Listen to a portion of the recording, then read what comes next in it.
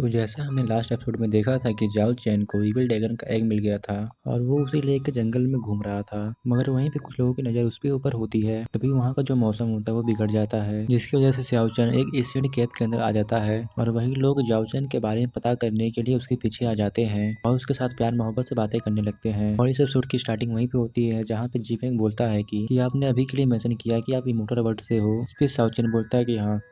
ये बातों को सुनकर जाओसन बोलता है, जैसा कि अब मैंने आपको बताया, मेरा नाम जीपेंग है और मैं अंडई सेट से हूँ। जो हमारे सेट के फाउंडर हैं डेविल किंग, वो भी इमोर्टल वर्ल्ड से ही आए हैं और वो अभी के निर्वाणा लेवल पे हैं। तो इन बातों को सुनकर जाओ चैन समझ जाता है कि इन लोगों को लग रहा है कि मैं भी टेस्ट दे के आया हूँ। फिर इन बातों को सुनने के बाद जाओ चैन बोलता है कि आखिरकार ये निर्वाणा लेवल है क्या जो आपने अभी के लिए बोला। और ये सुनते ही उन दोनों को चेहरे पे एक अजीब सी स्माइल आ जाती है। जैसा कि वर्ल्ड ऑफ इमोर्टल में बहुत सारे क्लेन है और उन अलग अलग क्लेन के कल्टिवेशन के लेवल भी अलग अलग हैं। उन सबके पास अलग अलग कल्टीवेशन के टाइप के मेथड भी हैं और अभी के लिए उनको मेनली 5 के अंदर डिवाइड किया गया है। इसमें से फर्स्ट लेवल इमोर्टल सीडिंग है और जब कोई वॉरियर इस लेवल में पहुंच जाता है तो वो एलिमेंटल पावर का यूज कर सकता है और साथ ही वो कौन सा एलिमेंट यूज कर रहा है वो डिपेंड करता है उसकी मार्शल आर्ट की पावर के ऊपर। और इसके बाद जो दूसरा लेवल आता है उसका नाम है इंसाई रेजरी और इस लेवल का जो वॉरियर होता है वो अपनी स्पिरिचुअल पावर को अनलॉक कर सकता है, जिसके बाद वो काफी सारे सुपर नेचुरल अटैक कर सकता है। इसके बाद आता है स्काई वॉकिंग और फिर इसके बाद आता है निर्वाणा और फिर इसके बाद में लास्ट होता है इमोर्टेलिटी। और साथ ही इन लेवलों के अंदर 9 लेवल और भी होते हैं। फिर जब तुम किसी लेवल के अंदर एंटर कर जाते हो और फिर धीरे धीरे तुम प्रूव करते रहते हो तो तुम्हारा लेवल भी बढ़ते रहता है। और फिर जो लुई होती है वो भी के लिए बोलने लगती है कि आपके जैसे लोग ऊपर तभी आ सकते हैं जब आप निर्वाणा लेवल पे होते हैं। और साथ ही आपको जो स्पिरिचुअल पावर होती है बहुत ज्यादा प्योर होती है। आपको जो स्पिरिचुअल इस वजह से आपके अधिक चांसेस होते हैं इमोर्टलिटी तक पहुंचने के लिए। और इसी के साथ वो अभी के लिए साउथ चेन के काफी ज्यादा करीब आ जाती है। वो बोल रही होती है कि मुझे इस तरीके के पावर वाले लोग मुझे काफी ज्यादा पसंद आते हैं। क्या मुझे अभी आप इसलिए बता सकते हैं कि आपने अभी निर्वाणा लेवल को अचीव कर लिया है? वो लड़की अभी के लिए शाओ चैन के काफी करीब में आ गई होती है, इसलिए शाओ चैन उसे अभी के लिए बहुत दूर कर रहा होता है अपने पास से। और फिर वो उसके हाथ को पकड़ लेती है और अपने पावर से उसके लेवल के बारे में पता लगाने लगती है। और वहीं पे शाओ चैन भी समझ जाता है कि वो इसकी पावर को चेक कर रही है। और वहीं पे लियू इसके बारे में पता कर लेती है और कहने लगती है कि ये तो एक कच्चा आम है। ये देख कर जीपिंग काफी खुश हो जाता है। और फिर जो शाओ चैन होता है वो अभी के लिए आग को देखता है और कहता है कि अभी के लिए जो आग है वो बुझने वाली है और इसलिए मैं इसके लिए और भी लकड़ी लेके आता हूँ। और ये बोल के वो वहाँ से जाने लगता है और वो अपने मन में बोलने लगता है कि अभी के लिए इनके जो इरादे हैं वो बिल्कुल भी नेक नहीं है, मगर ये चाहते क्या हैं। और फिर वो लकड़ियों को बीनने लगता है और फिर वो कहने लगता है कि मैं अभी अभी वर्ल्ड ऑफ इमोर्टल के अंदर आया हूँ और इसीलिए मुझे इसके बारे में अभी कुछ भी नहीं पता है। और क्या आप मुझे बता सकते हैं कि ये जगह किस लिए स्पेशल है? और ये बातों को सुनकर लिव बोलती है कि इस जगह का नाम है ड्रैगन आइलैंड। ये जगह जानी जाती है यंग जनरेशन के वॉरियर को ट्रेन करने के लिए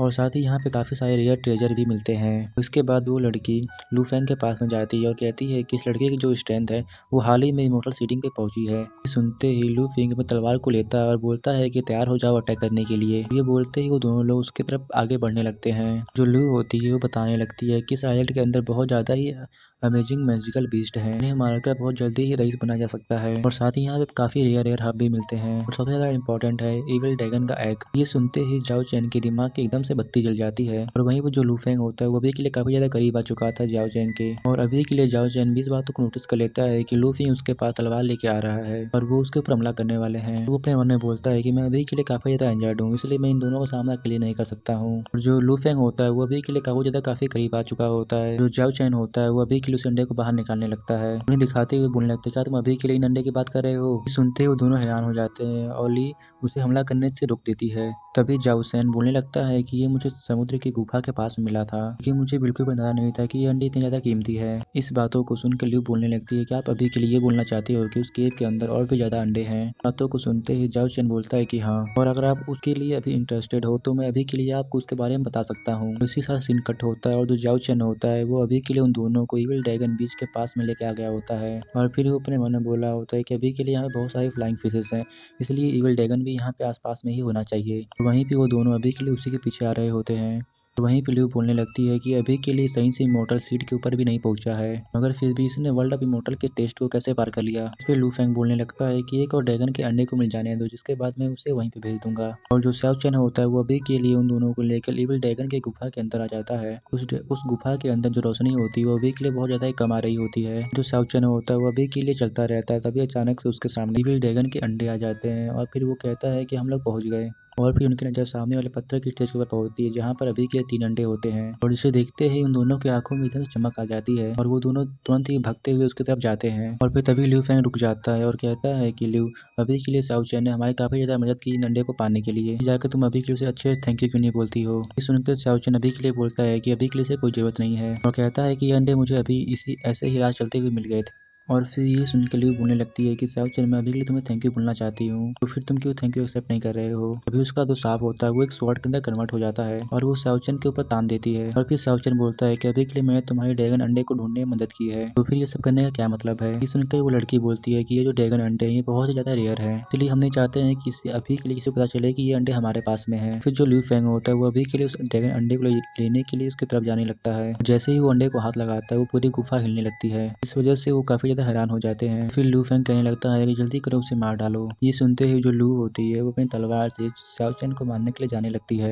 तभी अचानक से वहाँ पे काफी तेज दहाड़ने की आवाज आती है, इस वजह से वो रुक जाती है। और फिर तभी हमें लू फेंग के प्लान के बारे में बताया जाता है और फिर लू फेंग कहता है कि यहाँ पे जो फ्लाइंग मछली है उसी के पास इविल ड्रैगन होता है और वो उन्हें खाने के लिए कुछ ही टाइम के बाद बाहर निकलता है। और फिर तब वो बाहर निकलता है वो एक दहाड़ मारता है और उसकी दहाड़ इतनी ज्यादा पावरफुल होती है कि कान के पर्दे फट जाते हैं। और फिर जब वो दहाड़ मारेगा तब मैं अपने सेंसेस को बंद कर लूंगा और फिर तब मुझे इनके ऊपर हमला करने का मौका मिल जाएगा। और फिर हमें शाओ चैन दिखाया जाता है जो उस लड़की के हाथ से स्वॉर्ड को ले लेता है और फिर उससे पहले जो वो लड़की कुछ कर पाती, शाओ चैन उससे पहले ही उसके पेट में स्वॉर्ड को आर पार कर देता है। इस वजह से वहाँ पे लाल पानी नदियाँ बह जाती है। ये देखते हुए जो लू फेंग होता है उसे जाकर शाओ चैन के ऊपर हमला कर देता है, लेकिन जो शाओ चैन का बैटल कॉम्बैट होता है वो काफी ज्यादा स्ट्रॉन्ग होता है। इस वजह से वो उसके हाथ को काट देता है। इस वजह से लू फेंग को अभी के लिए काफी ज्यादा दर्द हो रहा होता है, साथ ही काफी ज्यादा खून भी बाहर निकल रहा होता है। सुनकर शाओ चैन बोलने लगता है कि अरे यार, मैं तो सिर्फ केवल एक को मारने में कामयाब हो गया। ये सुनकर लू फेंग काफी ज्यादा गुस्से में आ जाता है। सुनकर लू फेंग गुस्से में आके बोलने लगता है कि हरामी छोटे कुत्ते, तेरी हिम्मत कैसे हुई हम लोग को चुना लगाने की। ये सुनकर शाओ चैन बोलने लगता है सबसे पहले चुना तो तुम लोग मुझे लगाना चाहते थे। सुनते ही लू फेंग भड़क जाता है, अपनी तलवार निकाल के फुल स्टाइल में तलवार को बाहर निकालते हुए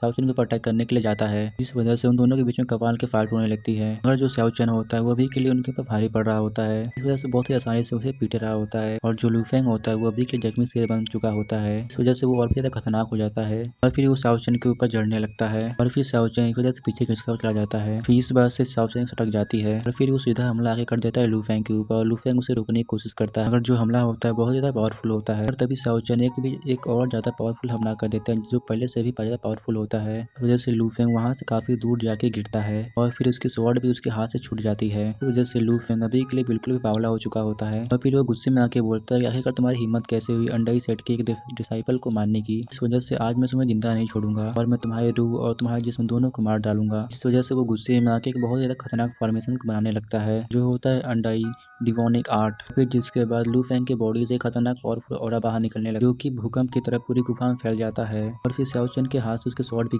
छूट जाती है। और फिर वो बोलता है कि आखिरकार ये किस तरीके की टेक्निक है, और वो ये बात इसलिए बोला था क्योंकि वहाँ पे खतरनाक फॉर्मेशन बनने लगती है। जैसे लू फेंग एकदम से फुल चौड़ में आ जाता है और फिर वो बोलता है लड़के आज तो किसी भी कीमत पे नहीं बचेगा, तुझे आज अपनी जान देके कीमत चुकानी होगी। ये सुनकर जो शाओ चैन होता है वो काफी ज्यादा हैरान हो चुका होता है और वो उसे देख के बोलता है कि ये किस तरीके की पावर है। जो भड़का हुआ लू फेंग होता है वो अपने अटैक से हमला कर देता है शाओ चैन के ऊपर और इस अटैक का नाम होता है ब्लड फॉल सील। और जो शाओ चैन होता है वो उसे रोकने के लिए अपनी मार्शल आर्ट का एक्टिवेट कर देता है और वो अपनी पावर का एक पंच बनाता है और शील्ड में दे मारता है, अगर उसे रोकने में भी उसके लिए उसकी हालत पतली हो रही होती है क्योंकि जो लू फेंग होता है वो अभी के लिए उस शील्ड के प्रेशर को ज्यादा बढ़ाने लगता है। अभी जो शाओ चैन होता है वो अपने दूसरे हाथ में अभी के लिए पावर को एक्टिवेट कर लेता है और फिर वो दूसरे हाथ से शील्ड के ऊपर अटैक करता है तो वो शील्ड टूट के बिखर जाती है। अभी के लिए उस शील्ड में से काफी ज्यादा हीट निकलती है जो लू फेंग होता है वो अभी के लिए जल के राख हो जाता है। वहीं पे उसका भी काम खत्म हो जाता है। वहीं पे बस हमारा एक हीरो बचता है जिसका नाम शाओ चैन होता है, मगर उसके लिए जो हालत होती है वो अभी के लिए काफी ज्यादा खराब हो चुकी होती है और साथ ही जो गुफा होती है वो भी टूटने लगती है और इस वजह से शाओ चैन होता है वो अभी के लिए स्वॉर्ड को लेकर वहां से भाग जाता है। फिर हमें कुछ देर के बाद का सीन दिखाया जाता है। जो शाओ चैन होता है वो अभी के लिए गुफा से बाहर आ चुका होता है और उसकी हालत इस समय उस अटैक की वजह से बहुत ज्यादा खराब हो चुकी होती है और उससे भी चला भी नहीं जा रहा होता है। एक वजह से वो एक पत्थर से टिक के बैठ जाता है। तभी वो अचानक से अपने स्वॉर्ड के अंदर एक रिफ्लेक्शन को देखता है, उसके पीछे लिंगर आ गई होती है।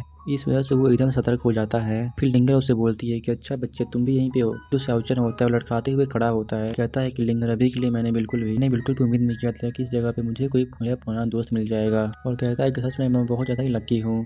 ये सुनकर लिंगर बोलती है कि अच्छा बच्चू, तुम अभी के लिए मुझसे हमदर्दी जाना चाहते हो कि हम लोग एक जगह से आते हैं। और वो कहती है कि मैं तुम्हें बताना चाहती हूँ कि मैं अभी के लिए जो यहाँ फंसी हूँ मैं तुम्हारी वजह से फंसी हूँ और ये जगह सच में काफी ज्यादा खतरनाक है। ये सुनकर शाओ चैन बोलते हैं कि अगर ऐसी बात है तो क्यों ना हम अभी के लिए अपने सारे गिले शिकवे इस जगह साइड में छोड़ के अपने आगे के बारे में सोचते हैं। हम लोग यहाँ से अपने घर जाने का कोई रास्ता खोज लेंगे। सुनकर लिंगर बोलती है कि मैं तुम्हें जान से मार दूंगी। अपने तलवार को बाहर निकाल देती है। वो बिना कोई बकवास की सीधा श्याओचन के ऊपर अटैक कर देती है। ये देखते ही श्याओचन अपनी तलवार से उसके ऊपर एक पत्थर मार देता है, लेकिन लिंगर उसे बहुत ही आसानी से काट डालती है। मगर इस बीच जो श्याओचन होता है वो वहाँ से पतली गली को नाप लेता है। देखकर लिंगर भी उसके पीछे जाने लगती है। फिर वो लिंगर भी उसके पीछे भागते भागते the land of death island में आ जाती है, जहाँ पर चारों तरफ अभी के लिए स्केलेटन पड़े होते हैं और चारों तरफ एक वाइट धुंध छाई होती है। मगर तभी लिंगर उसे ढूंढ लेती है और उसके ऊपर अटैक कर देती है। वजह से श्याओचन काफी दूर खिसका हुआ चला जाता है और वो अपने आप को लड़खड़ाते हुए संभालता और बोलता है कि तुम्हें अभी के लिए इतना बेरहम नहीं होना चाहिए। सुनते ही जो लिंगर होती है वो उसके सामने आ जाती है और वो बोलने लगती है कि अभी के लिए जो मैं इस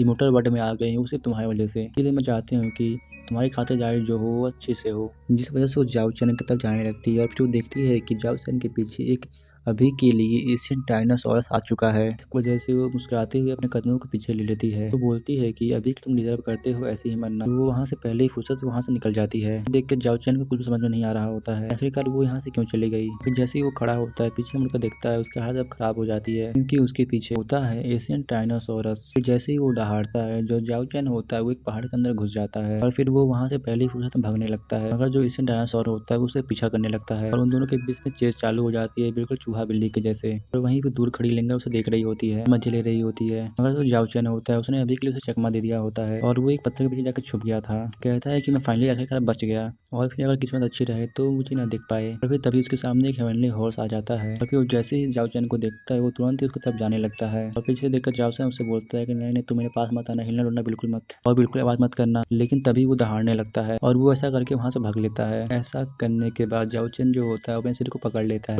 और फिर अभी के लिए उसके साइड में आ चुका होता है एशियन डायनासोर। ये देखते जो जाओ चैन होता है बल्कि देरी नहीं करता और तुरंत वहां से भागने लगता है। अगर जो एशियन डायनासोर होता है वो अभी के लिए पहाड़ों को तोड़ते हुए शाओ चैन के पीछे आ रहा होता है और शाओ चैन को धक्का मार देता है, जिस वजह से जो शाओ चैन होता है वो अभी के लिए उड़ते हुए जाता है और जमीन पे गिर जाता है। वजह से शाओ चैन की हालत एकदम से खराब हो जाती है और एशियन डायनासोर उसे मारने के लिए उसके करीब पहुंच जाता है और जाओ चैन को लगने लगता है कि उसकी जो मौत है अभी के निकट आ चुकी होती है और वो अभी बहुत जल्दी मरने वाला है। वहीं पे वो छोटा हेवनली हॉर्स उसे देख लेता है, इस वजह से वो तुरंत ही उसकी तरफ जाने लगता है। अपने विंग्स को बाहर निकाल के एशियन ड्रैगन के पास चला जाता है।